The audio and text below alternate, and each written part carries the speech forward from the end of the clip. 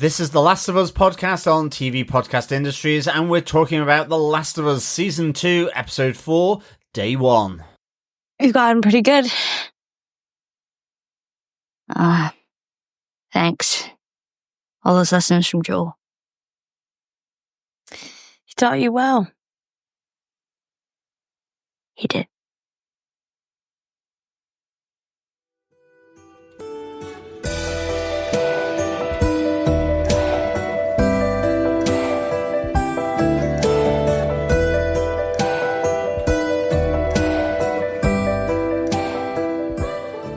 Welcome back, fellow survivors, to TV Podcast Industries, where we are covering The Last of Us Season 2, Episode 4, Day 1.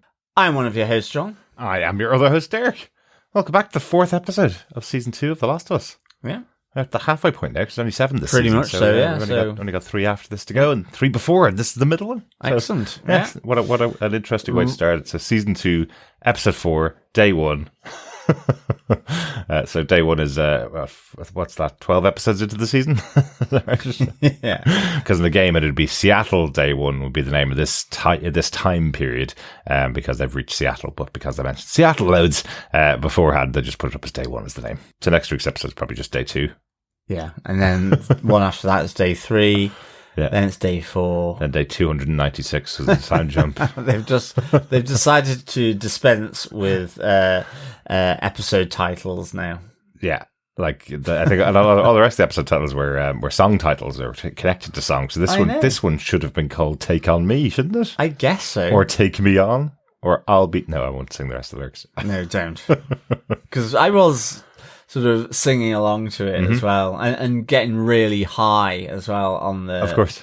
In the "Take Me On," as all the glasses shattered. Yes, yeah. So we do come from the times when we didn't have the unplugged version that AHA did in their second time. We only remember the original one where you couldn't even make out the lyrics he was singing so high. Or the auto-tune function as well. Or the auto-tune function, yes, yes. And I'm still, jury's still out for me on the acoustic version in inverted commas. Now, in terms of in the show, great. Fabulous. But I can just imagine now it's going to spawn a ton of pretentious acoustic versions. Well, the game did.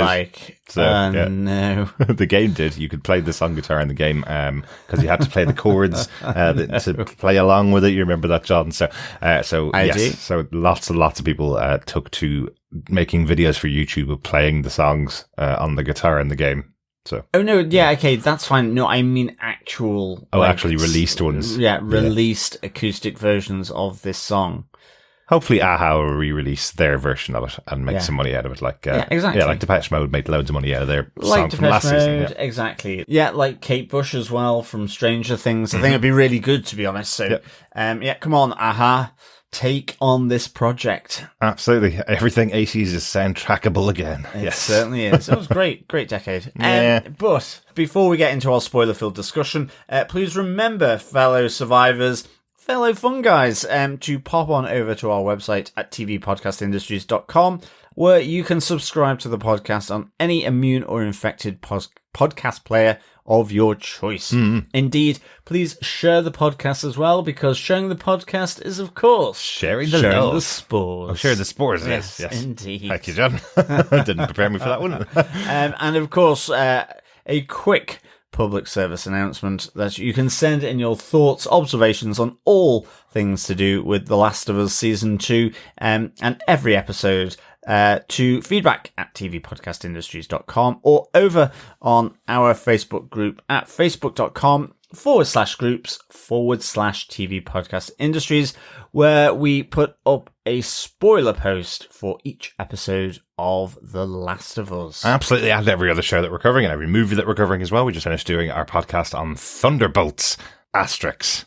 Indeed. Yes, which is just been released, and then they changed the name. But we're not going to talk about that here. We talked about all of it on the podcast. Go listen to that over at tvpodcastindustries.com. And one final reminder before we get into the episode itself, we are still continuing our World's End pub quiz for season 2 of The Last of Us as well. The next question, the 4th question of 7, will be available later on in the podcast. And we need you to send in your correct answers at the end of the season 2 feedback at tvpodcastindustries.com. You could be in with a chance of getting your hands on The Last of Us Part 2 for PC or PlayStation. Yes, you can. And if you're not a gamer, you can avail of the €50 Amazon voucher. Mm-hmm.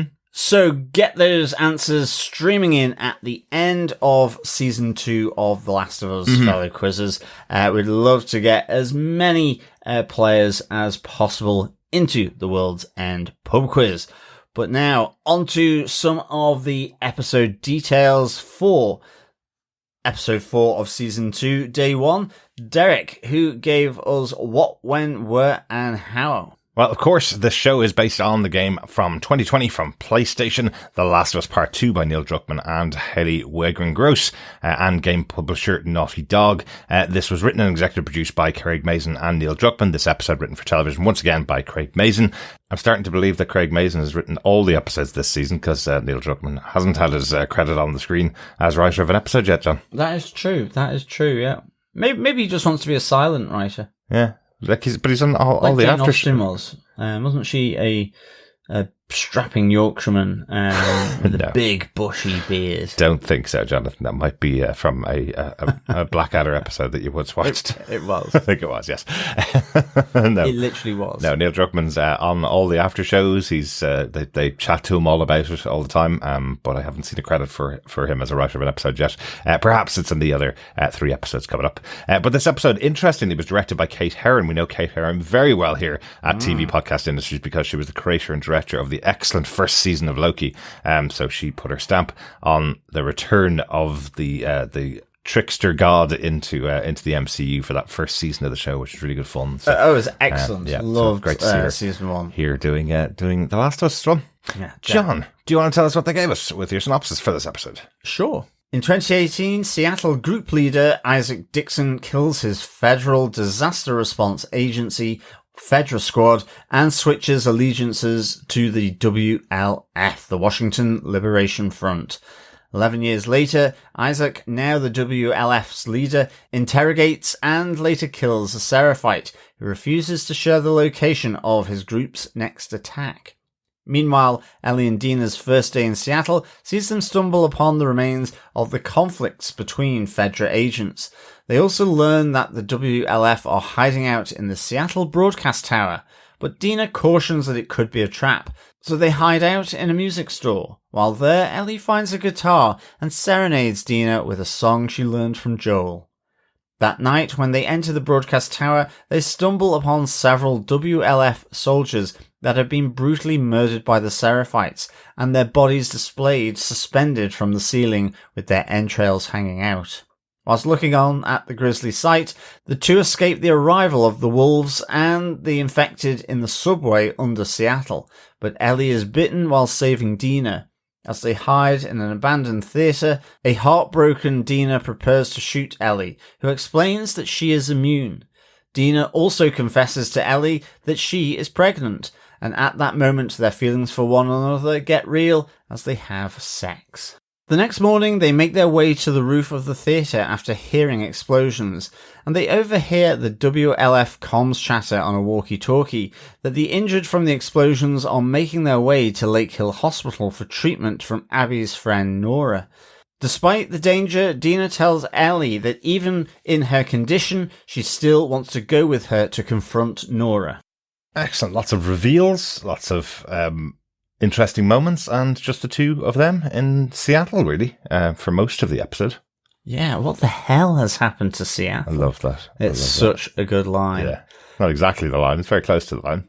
Well, yeah, no, exactly. Family-friendly podcast, yeah, exactly. I guess. The only F word used here is fungi. Or FEDRA. Or FEDRA. Or from. Or for. Those are their F words. Yeah. Absolutely. Our friends. When we get into our top moments from the episode, John. Absolutely. First off, we have our point number 1.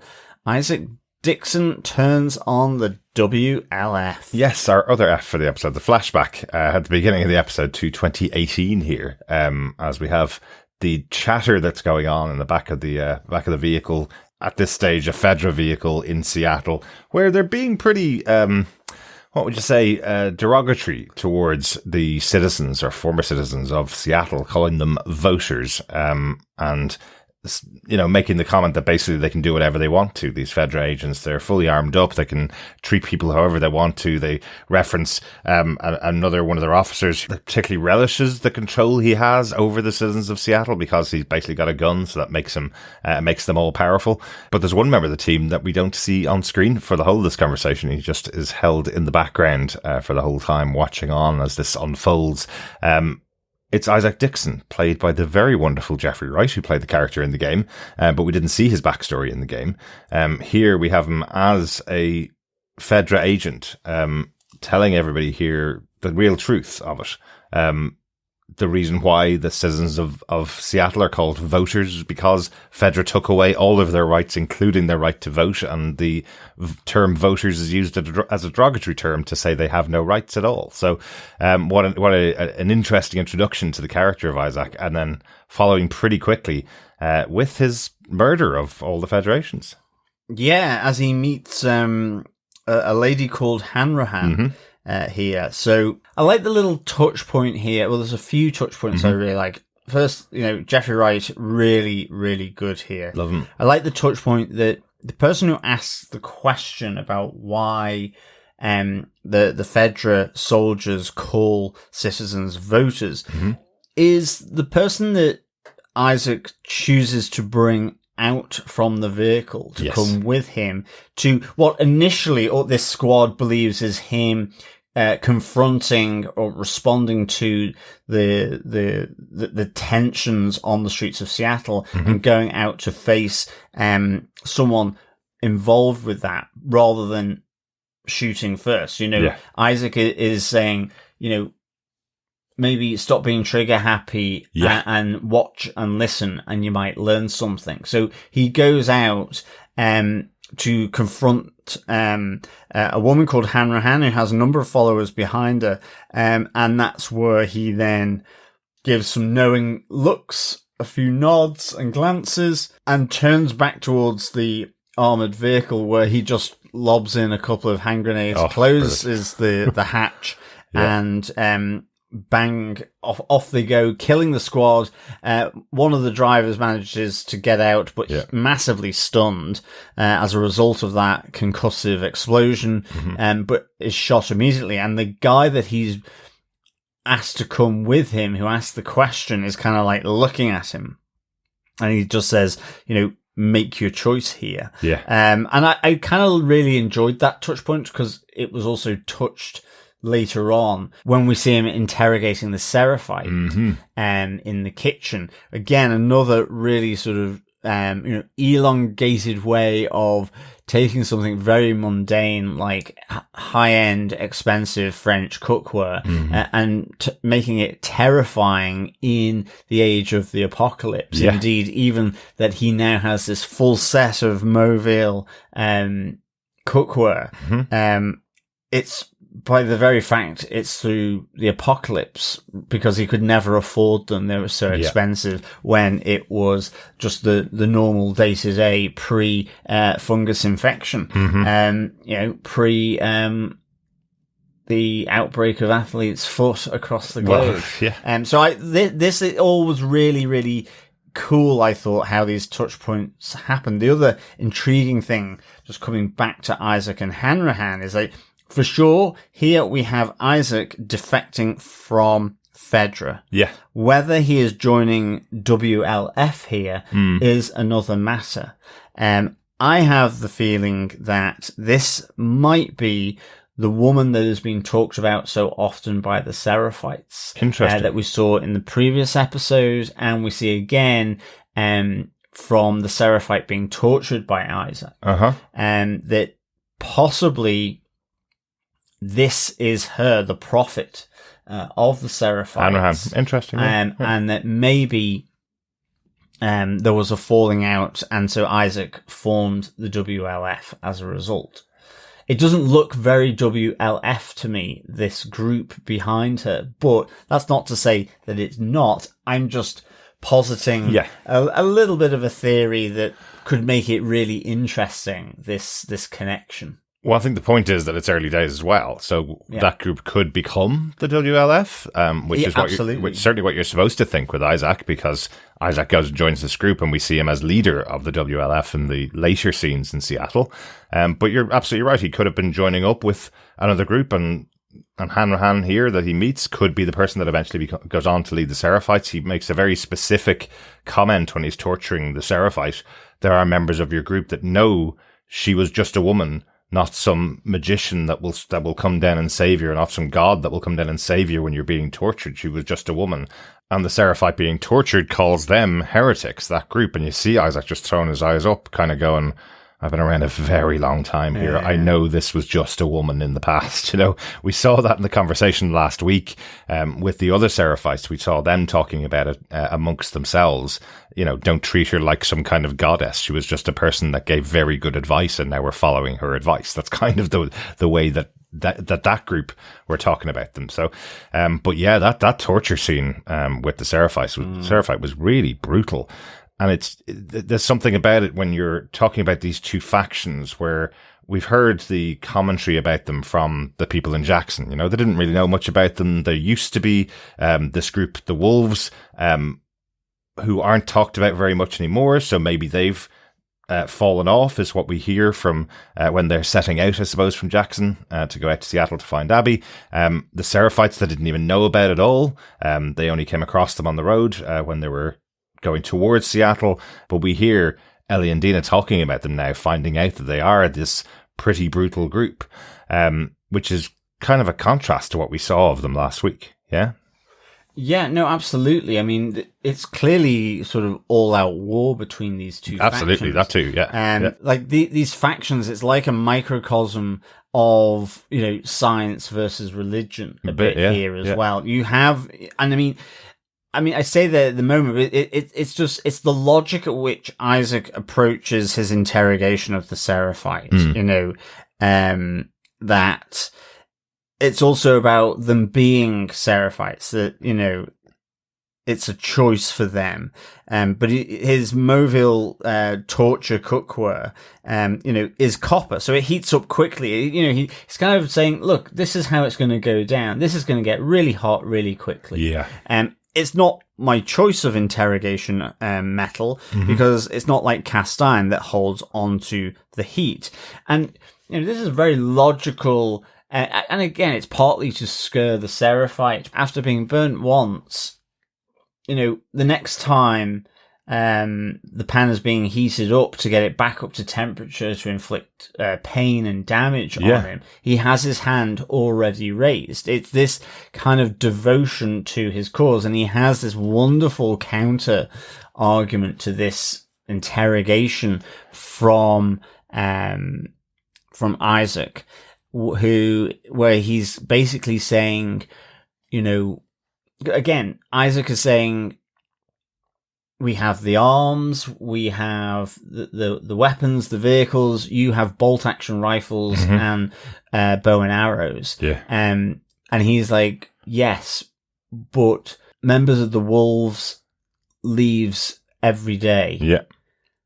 No one leaves the Seraphites to come back over to you. And that it's almost like over time, we will just outnumber you. He's proclaiming the war of attrition will happen. Yeah. Everybody that's in the Wolves right now will learn that they were wrong and will join the Seraphites. And what's so stark and kind of disturbing about that moment where Isaac goes back up to heat up the pan for his second return, Isaac's saying to him, I'm going to burn every piece of skin off your body until you tell me what I want you to know. And in response to that, the Seraphite's raising his hand. Yeah. So he's going, I don't care. You can go ahead and do it. And that's why Isaac shoots him, because Isaac's going, well, this guy's clearly gone way too far. He is not going to give a one word to me of what he will know. It's the devout. Yeah. And that's the difference. Yeah. It's the devout. Exactly. Versus, I'm not saying Isaac in his own way isn't devout. But it's just the difference in perspective here. And I suppose, again, in contrast to what we saw last week, those are people that he would have called heretics, because the teachings that they're talking about the prophet are, she was just a woman that gave good direction. He's sacrificing his entire body and willing to be killed in the most brutal and very painful way just to not give up the next planned possible attack from the Seraphites. And actually, maybe it's not an attack. He's just told Isaac that actually we're going to win because we're going to take each and every member of your team day by day by day, and we can hold out. Yeah, and maybe it's that the Seraphites that were murdered by the W.L.F. last week were heretics leaving Seattle. Yeah, because they held those views. I think that's the indication. Yeah. So yeah, I mean, it's a really interesting thing, and it kind of, turns then back to this kid, now standing on guard outside of the kitchen with another W.L.F. Soldier. He made his choice to join whatever he joined back then, to leave and defect from FEDRA, and he just utters the words, they deserve whatever they get. Exactly. Because you hear the other guard kind of, getting squeamish over the screams of pain from being burnt. And, it's after they hear Isaac's bullet, he's able to relax. But this guy, maybe he's Isaac's right-hand man now, is like, they deserve what they get. So this is a real battle between ideologies, effectively. Yeah, it is. It is, absolutely. And it's just interesting to note that the guy who's standing outside in the door that has been with Isaac for the last 11 years, he looks very dead-eyed in comparison to the kind of wide-eyed youth he was when he joined that group and was effectively saved by Isaac from what he did. But now he looks very dead-eyed and very part of the cause, effectively, even though there's a person being murdered behind the door. He has no real reaction to it other than he got what he deserved. But again, great to see another fantastic actor joining this show with Jeffrey Wright. Again, he did play the character in the games, which is really cool. We've covered him here for his work on What If over the course of the 3 seasons. He played the Watcher there, so great to see and hear his wonderful voice again. He has such gravitas to that voice. It's amazing. Absolutely. Let us move on to our second point. Point number 2: Pride in Seattle. We are 11 years later. We have Ellie and Dinah making their way through Seattle. And this, I was surprised about the timeline there for some reason. I didn't remember it was 2029 in the show. Yeah, I'd forgotten that the time had moved forward. But it's in the ballpark, I guess. It's just weird because we're covering Thunderbolts at the moment in the Marvel Cinematic Universe we covered this weekend. That's set in 2028 and this is set in 2029. It's just weird that we're watching shows in the future, even though everything's all coming out at the same time in 2025. We're watching all these shows set in the future. But I don't know. I for some reason I just didn't remember that it was happening in the future because of that 5-year time jump. They're now well beyond where we are. But we do have Ellie and Dinah arriving into Seattle. Pride flags all over all of the walls. And this in this area 10. I just think it's a really nice touch where they're kind of going, oh, I thought the whole of Seattle was bombed and there was going to be rubble everywhere. Well, not this area 10. I wonder why. Is it because of the flags? Was everybody here just a great optimist? Is that why they had rainbow flags on? You're kind of going, did they just decide they wouldn't bomb the gay district of, or the LGBTQ district of Seattle? Is that why there's no bombs in this area? And of course, Dinah and Ellie wouldn't know anything about that at all because they were born after the apocalypse, right? So they wouldn't even know what a rainbow flag was. Yeah, no, it's interesting that hasn't carried through here, but I like the fact that they're not understanding that iconic reference of the rainbow flag here, which in a sense it kind of makes it more interesting that this isn't the situation. So and they inhabit this space here. So this is where the music store is as well, that they're going to hole up in. Yeah. It's where they kind of make the discovery of the W.L.F being in the main sort of broadcasting tower. And I love this again. Dinah proving her usefulness and why she should be here and why Ellie shouldn't be just running off with a gun to go and take revenge. You know, Ellie's there going, look, I've just seen the sign of the W.L.F up in that tower over there. Let's go kill whoever's inside it. And Dinah's kind of going, yeah, but you can see it from far away. It's daytime. We're on horseback. They will see us coming. We need to hide out. Okay, have you got that, Ellie? You know, love it. Absolutely. She is the one giving sober advice here. Yes. You know, Ellie wanting to go headlong, rushing in, whilst Dinah kind of hold back, assess it. You know, at night on foot, not in the day on a horse. The two of us. Yeah. You know, if it's on a hill with a big sign saying W.L.F, it probably means they want to be seen and be known to be there. Exactly. And so, yeah, you know, she's the one that just pulls back the enthusiasm of Ellie to say, look, let's be a bit more tactical about this, which is a good job given what happened, you know, which we'll come to in one of our other points. Yep. But you then have this moment as well where they kind of make the point that it seems as though FEDRA were attacking FEDRA. So this could have been to do with the fallout from Isaac having made that move over to Hanrahan.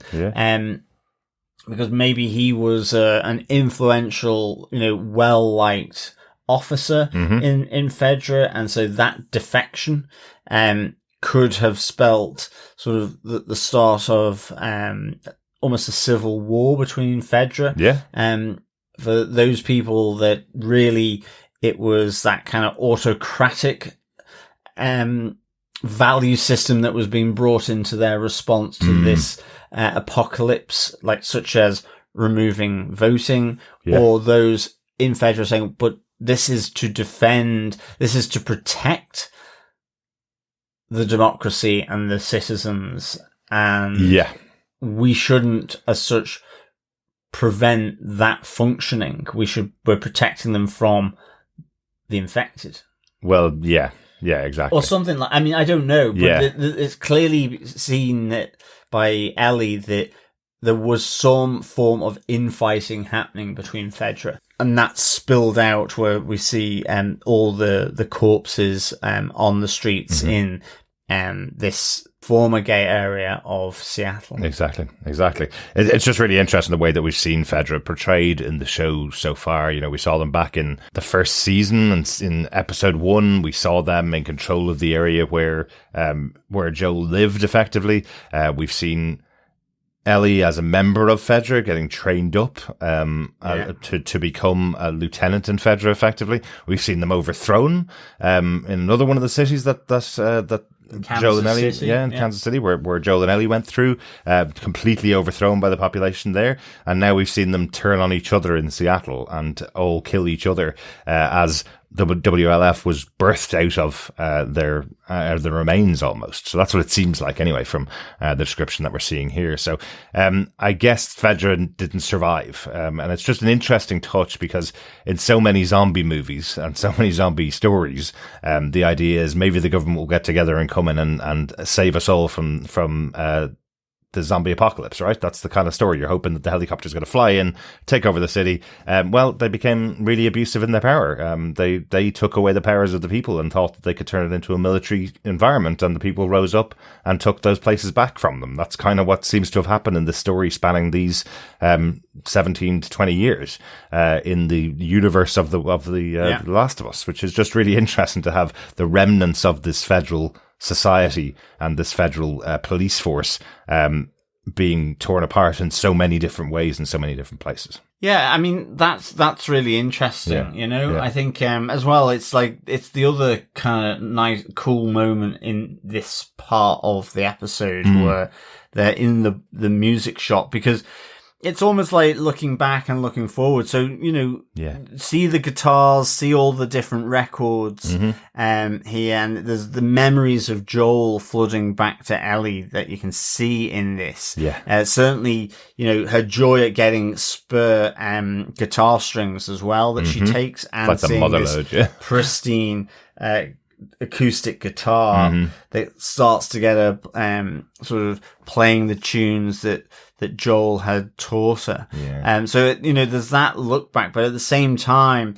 Dinah hears the music, comes up and is sitting and watching. So she's also, in a sense, she's performing and playing to someone that clearly is enthralled by this little music gig that's happening, and in some ways is being done also for her as well. So it's gorgeous, kind of a really lovely, tender moment about loss and the future, I think, happening here in the sort of shell of this music store in, I think it's Capitol Hill, isn't it? The area where there's all the pride flags and where they've kind of effectively holed up are kind of taking stock before they go off to the broadcast tower. So I just thought this was a really nice moment, actually. Absolutely beautiful. Really my quote of the episode, I just loved it. It's how Bella Ramsey and Isabella Mercad play these roles together. I think it's just absolutely beautiful. And as you say, Isabella Mercad on the ground as Dinah watching on, tears forming in her eyes as Ellie plays this beautiful version of Take On Me by a-ha. And it's almost just the weight that's added to the words of the song when she's singing I'll Be Gone in a Day or Two. It's almost, that's what life is like in the post-apocalypse here. They will die, or they can die tomorrow, and they've both just lost someone really close to them. And Joel, Joel was really close to Dinah as well as Ellie. It wasn't just Ellie. And when she finishes, Dinah saying to her, "You've gotten really good at that. Joel taught you a lot." And it's the way that Bella Ramsey delivers he did, that it's not talking about how she can strike the right chords in this song. It's not talking about how she can sing the song the way that she's singing it. She's talking about every single thing that Joel has taught Ellie over the years they were together. And it's an absolutely beautiful moment. I think in the after show discussion on this, they effectively say this is when Dinah falls in love with Ellie, or realizes how much she's in love with Ellie at this moment as well. Well, that's it. You can see it, cross-legged, looking at her, tears in her eyes from, the sentiment of what Ellie is doing. So, it's such a great, powerful moment of intimacy, I think, here. Without a doubt. Which is great to see, Yeah. I think, moving on to point 3. It is the W.L.F. tower and subway escape. All the action in one moment. Absolutely. Yeah. And it really is a bit like that. I like how this points to Dinah's eye for an entry point, because we saw that with the stalker infected. The one in the supermarket close to Jackson, where they see the blood going up the van and through onto the flat roof and into the broken window. And Dinah again spots an entry route that is not the front door. They've shimmied up the downpipe and across through a broken window, and there's blood on there. So I kind of like this skill that Dinah has to spot routes. I kind of needed that when playing the game, I think, to be honest, because there's a lot of climbing and jumping up and taking unusual pathways to get in buildings rather than just the front door. I think it was definitely one of the moments in Seattle in the game where we walked back and forth for ages and couldn't find the entry point. It wasn't like days or anything like that. It was like 10 or 15 minutes gone, what way do we do this? And then there's either one of the characters says something, or you pressed a button and it revealed the kind of the path that we needed to go. It was like, why did we do this 10 minutes ago? It's usually flagged a little bit like sort of having a yellow sort of bit of metal work or something, or it's a lighter coloured bit of brick or stone where you can see that you can sort of run up the wall to grab onto the left or something like that. Or a character in the background is going, have you tried walking over there to the left? And you've just missed it, exactly. So it could definitely done with Dina's skill there, but ultimately, what they find when they enter into the broadcasting tower is certainly not children's BBC appropriate. But all. This is where this strategic location for the W.L.F. that they've taken over. Yeah, and when they get in there, it's certainly not what they expected as they see this kind of grisly display of just hanging bodies, the W.L.F. members with their intestines hanging out, strung up. I think their hands are clasped behind their back with barbed wire, and one of them sort of just absolutely filled with arrows. Yeah. Interestingly, they didn't take them back. It's I guess one of the benefits of using a bow and arrow is that you can go and retrieve the arrow so that you have ammo. You can, it's the renewable ammo in that sense. So I know it was just for, that visual effect and to give that hint that it is Seraphites here, but I wondered actually whether the scene that we saw with Isaac interrogating the Seraphite is from a Seraphite that did this attack. Maybe. That they caught him. Now there is more backup that's coming in, and that's where when Dinah and Ellie are there, they have to get out of there, that more people are arriving. But I wonder if he was interrogating, it could be from anything, because there's just a conversation that they have during that interrogation where the Seraphite's saying to him, well, I did this because you broke the truce. And I was actually going, well, and then we did the other thing because you broke the truce. We're just going around chicken and egg games over and over again, each one of us thinking that the other one's doing something because they broke the truce before the other. So I just wonder, was he captured either on his way away from it or on his way towards them or something connected to it? It's not made that obvious he is. I mean, even that conversation, that's just more, like you say, Isaac in the end is like, I'm not playing these chicken and egg games with you. Otherwise, I'm never going to get any information out of you. Exactly. But, so I didn't think he was, but he could have been. And certainly, the Seraphites were on maneuvers, so he could have been picked up. They may not have known he had been involved with that atrocity, because it feels like the W.L.F. squad that is arriving is arriving. This is the first time they don't know. That's right. They know that the comms have gone down the broadcast tower, but they don't know why. So they come in and are equally shocked as Ellie and Dinah have been seeing this grisly sight. Yeah, they're even saying, I don't care who did this, whether it's a woman or a child or whoever it is, we will find them, we will kill them. They're really, really brutal about it. Which I kind of liked how absolute they were with that, because you effectively have Ellie and Dinah coming across this scene, not a part of it, and suddenly hiding behind, sort of shelving and carry cases of this broadcast station and trying to get out of there before they're blamed for what they've seen or just shot at, because I don't care who it is. There's not going to be any trial here. Exactly. It's point and shoot effectively. Yes, but it's really important because as an audience, we need to see the distinction between Dinah and Ellie going after the attackers and killers of Joel, Abby, and her friends who are members of W.L.F. We need to see the difference between them. And one of the big things that's different here is Ellie and Dinah are walking into a city full of a lot of armed combatants and a lot of people that are up against them. So we need to know that if they do have to take out a wolf or two here or there, that they're still justified in doing it. Whereas Abby and her friends were going, we're here to kill Joel. We won't kill anybody else. And if you kill anybody else, then you're on the wrong side, is what they're saying to Abby. Yeah. So, Ellie and Dinah now have some motivation, I suppose. So if they accidentally have to kill a W.L.F. member who's targeting them because they think they're the ones responsible for this attack, then that's okay, right? Then it's not as bad as if Abby and her friends had tortured or killed someone else from Jackson, for example. So that's what we need to see, and that's something that's just to make sure that's still in everybody's head about the differences between Ellie and Abby. That in these situations, Ellie and Dinah are going to make a different choice than Abby would make, I guess. So, and also interesting, what we're seeing with the brutality of what's happening to the wolves here, that's showing you how bad the Seraphites are too.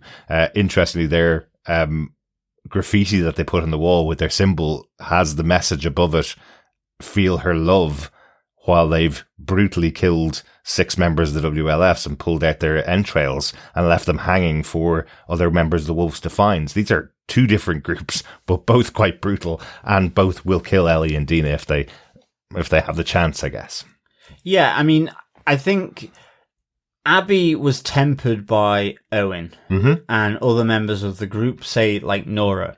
Whether Nora was any good at it is another matter. But True.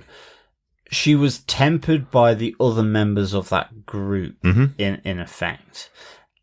She was the most extreme, because we do hear that she did want to ambush one of the patrols, interrogate, and, well, we'll see what happens. You know, she wasn't asking the questions of, well, what if, they acted with the same devotion to protecting Jackson as the Seraphite we see in this episode has done around protecting the maneuvers of the Seraphites in this ongoing war. So I think you're right, for sure.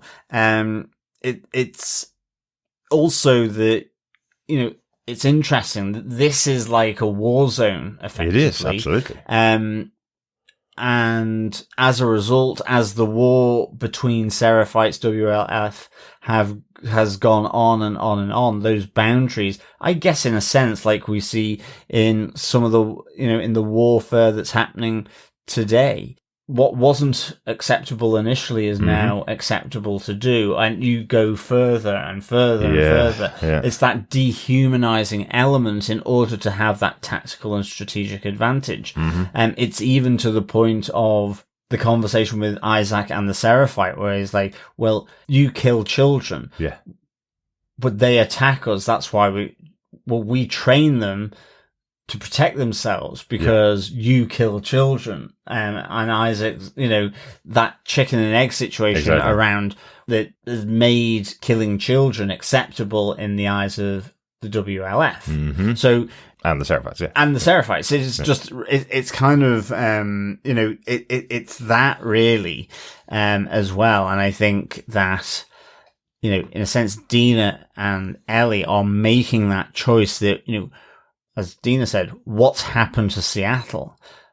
We have to kind of get with the program, otherwise we're not going to survive. So they're kind of forced into that situation. Absolutely, and even on the way out of this of the TV station, as they're leaving, a member of the WLF finds them. Dinah's able to take one out by a headshot, and Ellie takes out the other one by stabbing him in the neck.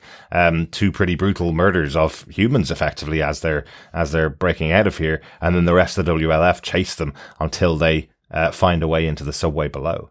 But there's another entrance into the subway, so this situation with the WLF doesn't stop there. The rest of the WLF come in through the other door, and then light up the whole of the subway trying to find Dinah and Ellie. I guess thinking that they are responsible for the murders of the people inside the TV tower. But it does attract the cordyceps and therefore the infected.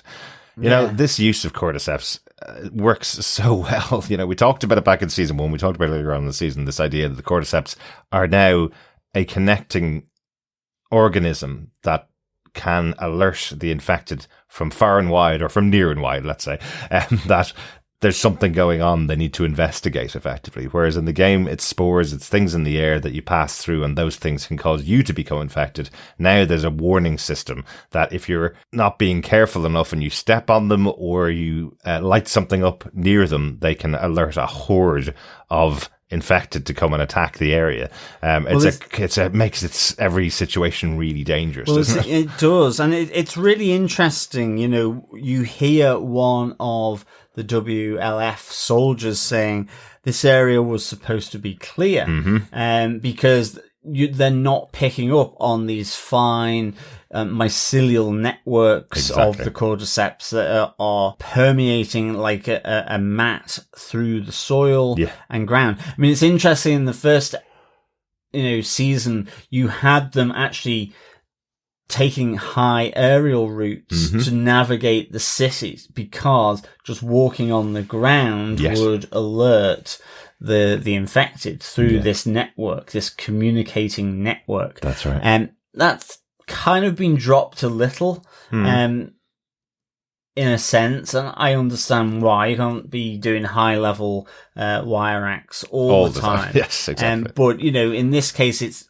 underground is the network that is being activated here by the flares that are being used to light up the subway tunnel. Yeah, it's a good excuse. It's not the plan of Ellie and Dinah to use the subway. They get in there almost accidentally while trying to escape from the W.L.F. So maybe they would have chosen to go a different way, but here they are stuck in the subway, and this is such an exciting scene as they go in and out of each of the carriages from the roof, and then through doors, and then back out the roof again. It really felt like the game. There's a great part of the game in the subway here. It's just really good. I mean, that move through the carriages. Yeah. I mean, so most of the W.L.F. are taken out relatively quickly by this horde that has been activated. They're trying to escape by climbing into the carriage and to escape from the horde. I just think this is done really, really well. It's really exciting. It's really tense, certainly when they start to break through. There's a great moment where they manage to close one of the intercarriage doors between the carriages, and you have one of the clickers just missing their opportunity to sort of break through, which was really good. I do kind of want a bit more one-on-one clicker action a bit. Just because for me they were some of the hardest, tensest parts of the game. And I think it can be really, really tense with where you've got maybe 5 or 6 sort of stumbling, clicking around, a particular space that they've got to navigate through. I love the horde, don't get me wrong. I love Stalker infected, or maybe we should call them Einstein infected. The Smarties, The Smarties, not the minstrels, or the Revels. But I don't know, there's something iconic with the clickers, with that exaggerated sort of twitching movement, the stumble, but once activated, sort of being terrifying. Absolutely. It's probably because you were killed so many times by clickers in playing the game that you want to see somebody else experience it. I wouldn't be surprised if we don't have another scene towards the end of the season where we see more clickers, though. But it does make sense. Yeah. But the subway scene is really good. I just really enjoyed this. And just to end on that moment as they're going out through the rusty gates, Ellie's gotten there first. She's pushing her way out. Dinah's trying to help her, but the gate is stuck. And as they're breaking their way through and trying to push it, an infected gets almost to Dinah. So Ellie puts her arm in the infected's mouth, taking the bite to ensure that Dinah doesn't get bitten. Yeah, right in front of Dinah. Right in front of Dinah. But it's really interesting. It's just because it keeps flashing back in my head that if you remember back in season 1, the character of Tess, played by Anna Torv, who was on the start of the journey and knew that she wasn't infected. She was giving her a warning. I think actually it might have been Marlene. Sorry, I think it was Tess, but it might have been Marlene who was giving Ellie the warning that yes, okay, you might not be able to get infected, but you can still get torn apart by infected. Yeah, you can still get ripped to pieces by them, and there's still that kind of moment with Ellie that you're going, yeah, you put your arm to block Dinah from getting bitten, but there could have been another infected there, and another who could have ripped you to pieces while you're trying to protect somebody else. But luckily, in this case, it's only a bite, and Ellie is immune, so they were able to get out of there. Definitely. But I think we should move that onto our point number 4. Definitely, yeah. Ellie would die for Dinah, because she is bitten. She's bitten right in front of Dinah, and it's. The shock here for Dinah is twofold. It's, well, I almost got bitten myself, but she's seeing the person who she cares for all being bitten. And the implications for that is, as per Jackson rules, it's a gunshot to the head. Yeah. It's, I have to kill you. And this is ultimately, this standoff plays out here.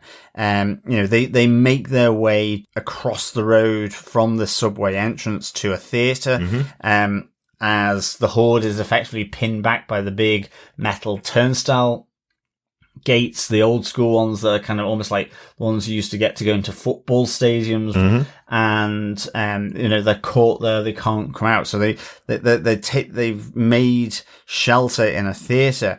But Ellie has then explaining to do in this standoff where Dinah has the revolver trained on her all the way. She has to show, look, don't shoot me. I'm immune, effectively. Yeah. Again, a wonderful line reading, I guess, from Bella Ramsey, where Ellie's going, I would die for you, but that's not what happened here. Because in the head of Dinah here, she's never seen anybody at all in 20 years who's survived a bite. And every single person that's been bitten turns into an infected and has to be shot in the head. We've never heard the story of what happened to her parents or her siblings, or her cousins or whoever she was with at the beginning of the apocalypse. But you can be pretty guaranteed that some of them died because they got infected and had to be put down, That's probably happened reasonably regularly over the course of the last 20 years. People have died. Things have happened to people from Jackson, where she's been living. Like Eugene. Eugene, exactly. A recent example that we will, I'm sure, get the more details of. But she's now gone on this trip with Ellie. On their first day in Seattle, Ellie's gotten bitten by an infected, and now Dinah's going to be all on her own and going to have to kill the person that she's just realised she's in love with. Yeah. What an amazing moment what a brilliant moment for the two of them, the standoff between the two of them. Ellie going, look, I'm going to have to explain this to you. I'm going to sit down. I'm going to treat my wound. It'll be fine. It is a cut, but it's not going to get infected. And you can stand there with a gun on me all night. I need rest. And I'll wake up in the morning exactly as I am right now. And again, another great line from Ellie going, most mornings I wouldn't be happy with that, but tomorrow morning I'm still going to wake up the same way as I wake up every single morning. So, great little moment from her there. Yeah. I mean, she also, I think when she wakes up, she says, look, no shaking, I'm not shaking. Because she gets hit in the head from some water dripping from the ceiling and shakes because of it, and then goes, oh no, that's not the cordyceps. That's just because water dripped on my head. Yeah. But I love how through all of this, how Dinah remains cautious of it. That it's always that she has the torch pointed at her face and with the gun trained on her. Yeah. Like Dinah, is listening.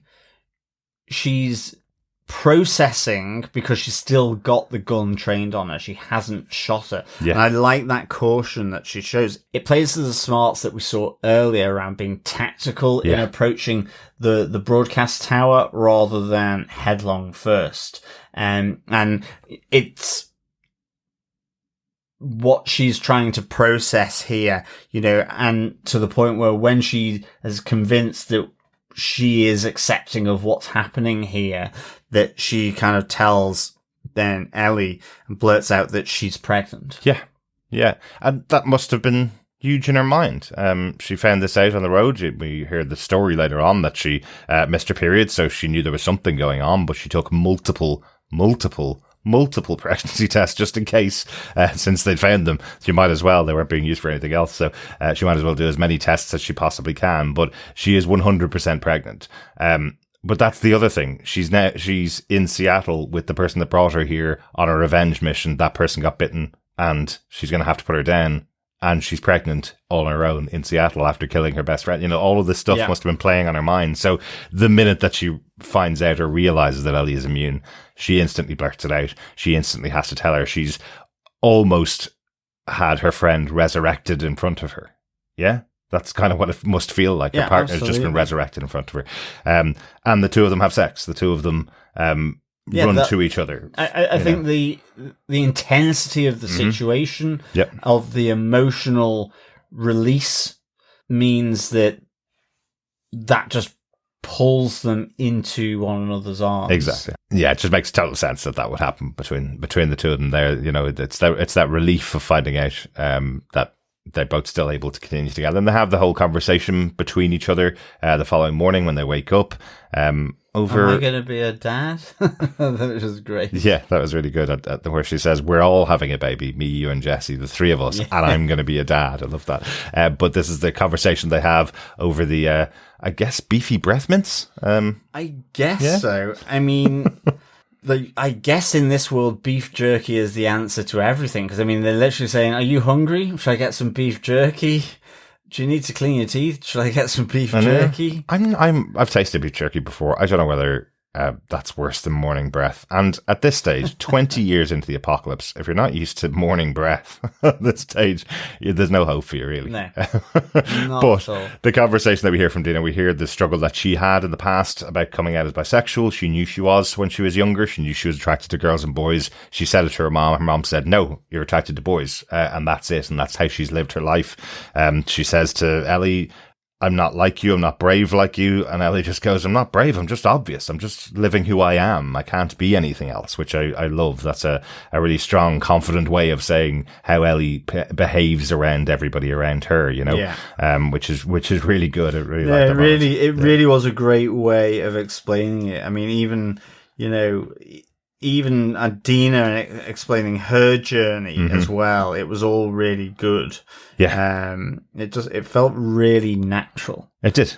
In terms of how it's being explained here. Yeah. And then it's all interrupted by sort of booms and explosions happening off in the distance. And I think with that, point 5, moving on to our final point, point 5. Yeah. Next time, Nora is in the crosshairs. That's what it seems like. It certainly seems like that. I really like this. You know, we saw them picking up the walkie-talkie from the dead FEDRA agent when they were in the TV station. They take it with them. They find out it's the same type of walkie-talkies that they have, so they're able to tune into it, I suppose. And then while they're having this conversation, the explosions are going on, and then we hear that there's been an attack. There's many injuries happening. Over the walkie-talkie, we hear that they're going to be taking them back to the hospital, Lakeside Hospital, where Nora is. We saw Nora back in episode 1 of the season, one of Abby's group. Nora's the medical professional, one that was treating Dina's wounds. Dina's frostbite, I guess, and then eventually knocked Dina out for the hour while they were torturing Joel. So this is an easy way in to the group for Ellie and Dinah. If they find Nora, maybe she'll be able to tell them where Abby is, and this is where they want to go. But of course, Ellie's just found out that Dinah's pregnant. Changes everything about how Ellie has to deal with her backup person, the person that's supposed to have her back in this revenge mission. Now is pregnant. She should be being kept safe. And again, it's that almost unspoken question. Ellie asks her, you know, do you want me to just do this and you stay behind? She sees the look on Dina's face and goes, no, I don't mean it in that way. I'm not saying you're not capable. I'm saying, do you not want to protect this pregnancy that you have? It's a different thing to me saying you're not capable. It's me saying to you, do you want to just think about it before putting the life of yourself and your child on the line, effectively? Yeah. Absolutely. And Dina just says, holds out a hand and says together. Exactly. You know, the other thing here as well, we do hear that they say the scars are attacking. So this is an attack by the Seraphites. Yes, that's right. Sorry, I forgot to mention that. On W.L.F. Yeah. So again, they're going into a really dangerous or potentially dangerous situation, probably still fighting. And, you know, so Ellie simply asks the question. The response of Dinah, together, you know, as she holds out her hand seems really fitting here, in this moment. So, and I guess they're off to hospital, so there might be loads of supplies that Dinah can pick up. I know we filled up her bag of medical supplies in the game, up here. Well, yeah, she's already filled it up from the pharmacy. She did, yes. And what she could, and used a number of the pregnancy tests. I like how Dinah did that as well, I must say. She knew that, the pregnancy tests had been around for a while. Yeah. I don't know entirely what the shelf life of a pregnancy test would be, but I like that she effectively did multiple ones just in case there was an issue because of how long they'd been on the shelf. Exactly. Test 20 or 30 of them just in case. Just keep testing. Make sure if they all come up with exactly the same reading, it's pretty likely. Really sensible. Yeah, exactly. And that's where the episode ends. The two of them going off together, hopefully to find Nora next week and find their target of Abby. Be interesting now to see how this plays out. Absolutely. How they get even across Seattle, because it seemed like there was a good old distance there as well. So they've got to make it across. I wonder if that will be shown in any way, or whether it will be, they've made it to the hospital. But there's plenty of opportunities for interactions with the wolves as well as the Seraphites. But I think with that, any notes for this episode, Derek? No, I think we talked about everything that I had written in my notes for the episode. How about yourself, John? Any notes from the episode? Just two for me. One, when Ellie puts down the acoustic guitar after having played Take On Me. That is the classic image from the second game in the video. It is, yes. Of the guitar up against a grass and moss covered interior. So I like how they pick those kind of real iconic moments. And still frame them within the show. So that was really, really nice. And the other one, something that you actually, I was watching it going, I recognize this guy, but you actually mentioned that he'd been in Oppenheimer. But Josh Peck was one of the W.L.F.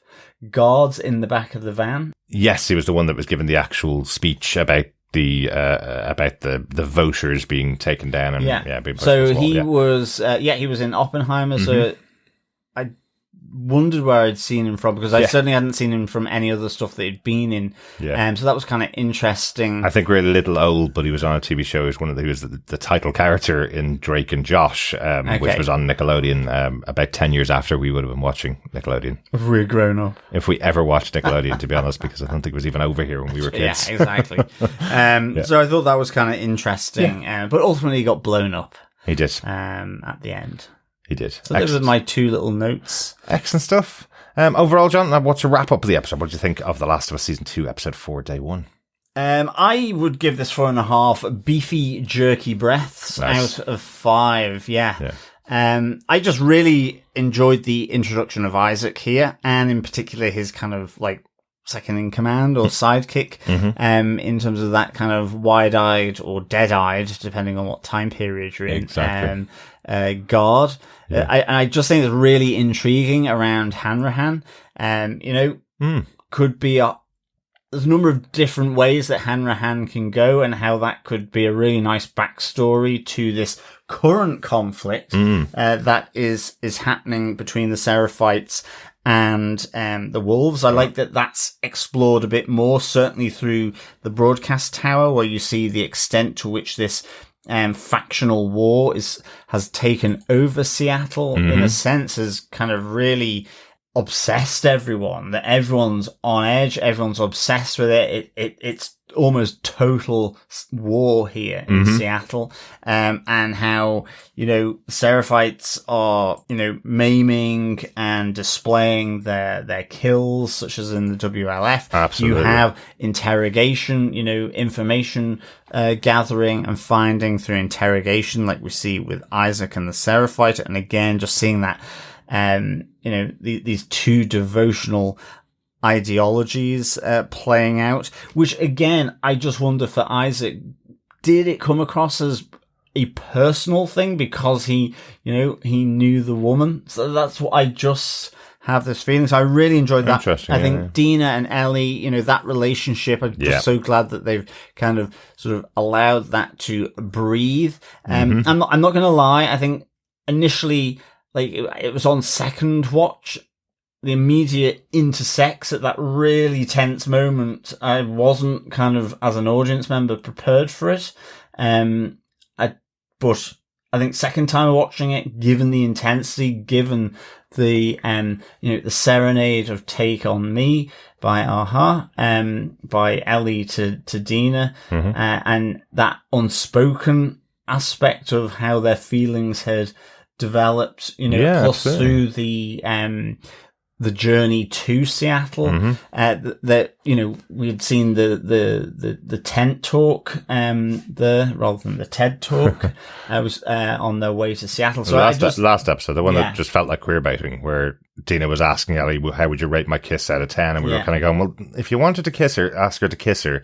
Don't tell this girl that you've gone back with your boyfriend and then rate my kiss, So I'm really glad that changed in this episode. I'm really glad this is a moment of the realization where Dinah's going, oh my God, I almost lost her. I can't possibly let this woman go, basically. Exactly. And that's where it made more sense. The subway scene, really, really cool. As was the broadcast tower. I mean, that's a real, again, iconic part of the game. So there's a lot of touch points here from that initial entry into Seattle. I think how that's portrayed anyway is really good. Just some of these real nice touches about like the rainbow flag from Dinah and Ellie. Just really interesting takes.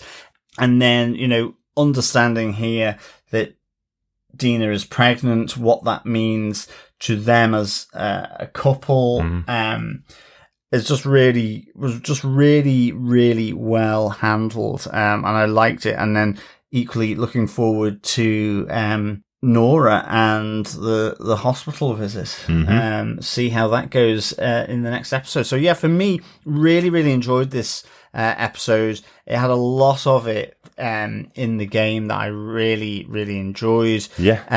Great introduction to Seattle, great introduction to Isaac, and that landscape that they're having to traverse across in both in this episode and the next episode as they go to Lake Hill Hospital, I'm guessing. So 4.5 beefy, jerky breaths out of 5. Yeah, I totally agree with you, John. I think this is an excellent episode. I think Kate Herron did a brilliant job directing this episode, balancing those character moments that we have between Dinah and Ellie, along with those huge moments in Seattle. The tower and the subway escape are two very big moments. But also the cityscape itself, the design of the show is fantastic, and seeing it brought to screen is excellent. I know we say that a lot, but it is incredible what they've been able to bring to a TV show that in the past was only brought to life in the game, in the video game. So, and it's consistently good. It looks so good. Yeah, absolutely. Oh, I need a drink, John, after that episode. Definitely. Calm me nerves. Yeah, me too. Let us get on to The Last of Us World End Pub Quiz. Fellow quizzers, fellow survivors. It is, of course, episode 4. So we are rattling on to our 4th question for this series.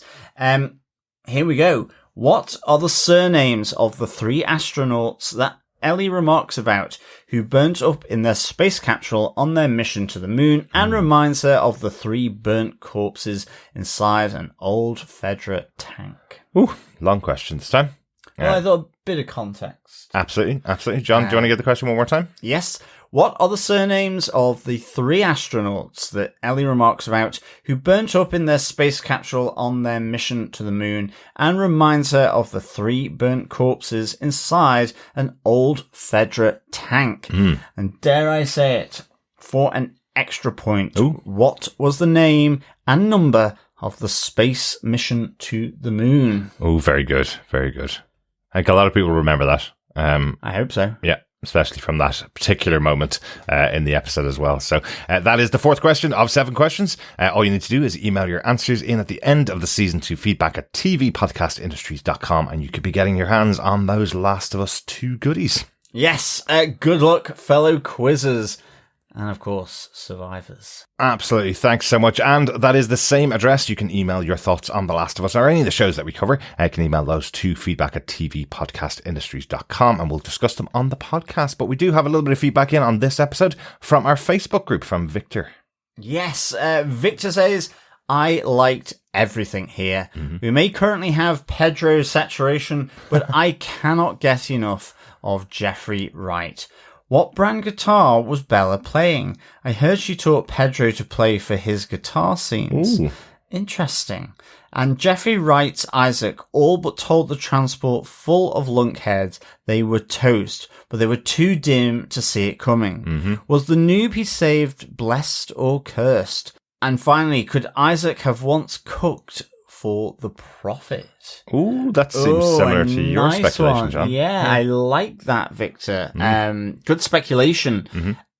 Possibly so. Yeah. But we're probably talking about before the apocalypse then. Maybe. He might have continued to cook for after when he became a FEDRA agent, you know. He just said he wasn't very good with girls. He never said when he started or when he stopped. So he may still have cooked for. That may have been how they kindled their relationship. Maybe. Yeah, certainly could have been. Yeah. I do like that because I do think there's something in our introduction here from Isaac that suggests there's a personal note to this. Oh, okay. Maybe. For me, anyway. Right. I just thought he was absolutely sick of the way these people are treating being federal military, going, you know, we have a gun, they have to do what we say. So he's going, that's me. I'm out. I'm done. You're totally right, Victor. That moment where he's literally telling the people in the transport, you have gone way too far here, and then kills them all, makes total sense. And exactly as I said, you know, the noob who is still with him 11 years later with the dead eyes, I have no idea whether that means he's blessed or cursed. He's obviously seen a lot over those years as well. Yeah, absolutely. I'm not too sure of the brand of guitar that Bella was playing here. Yeah, there's a few different versions. I had a quick look at this. As the TV show's only on a couple of days ago, I haven't seen the actual guitar that she played there. I'm sure it's out there, but I know they did create a custom replica of the guitar, which you could buy for a couple of £1,000 when the game came out originally. So it might have been a bespoke guitar that she found there. As for Pedro Pascal saturation, absolutely not. I can't wait to see more. But if you're going to lose Pedro Pascal from your show, getting Jeffrey Wright in is not a bad call on your next episode, right? Yeah, absolutely. Jeffrey Wright's such a good presence. Love him. So good. It would have been good to have had these two together as well. Yeah. So maybe good. The Watcher can deal with Mr. Fantastic at some point in the Marvel Cinematic Universe. Absolutely. Have a scene between the two of them. Definitely. Thanks so much, Victor, for your thoughts. Yeah, thanks so much, Victor. And that's it for our chat all about The Last of Us Season 2, Episode 4. We'll be back next week, of course, with the 5th episode of The Last of Us. Also, if you've gone to the cinema to see Thunderbolts Asterix, make sure you check out our podcast on that over at tvpodcastindustries.com. Or you can join us over there if you want to leave your feedback for any of the episodes as well. Yeah. Thanks so much for joining us. We'll talk to you again next time. Yeah, thanks so much, fellow survivors, for joining us. Until next time, keep watching, keep listening, and of course, keep surviving. Bye. Bye.